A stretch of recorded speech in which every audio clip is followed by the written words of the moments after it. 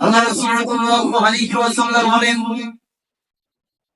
মান সাল্লা আলাইহি ওয়াহিদান, যে ব্যক্তি আমার যে উম্মত আমি আল্লাহ রাসূল সাল্লাল্লাহু আলাইহি ওয়াসাল্লামের উপর মাত্র একবার দুরূদ পাঠ করবেন।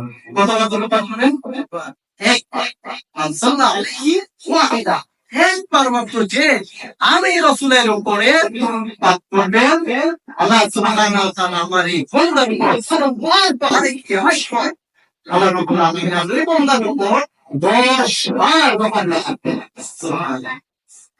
তাহলে আল্লাহ রাসূল সাল্লাল্লাহু আলাইহি ওয়াসাল্লামের উপর দুরূদ পাঠ করা যাবে? পাঠ করা যাবে? আমাদের জীবনে যতটুকু সময় পাবো, কাজ ভেঙে দেওয়া আমাদের সময়টুকু যতটুকু পাবো, এই ফুল সময়টাই আমরা চেষ্টা করবো বেশি বেশি করে আল্লাহ সাল্লাল্লাহু আলাইহি ওয়াসাল্লামের জন্য আমরা দুরূদ পাঠ করব। সাল্লাল্লাহু আলাইহি ওয়াসাল্লাম। একবার দুরূদ পাঠ করা মানে কি? 10 বার আল্লাহ রাব্বুল আলামিন ওই বান্দার উপরে কি করবেন? রহমত নাযিল করবেন। তাহলে আশা করি ইনশাআল্লাহ আমরা এই সুযোগটা পাবো।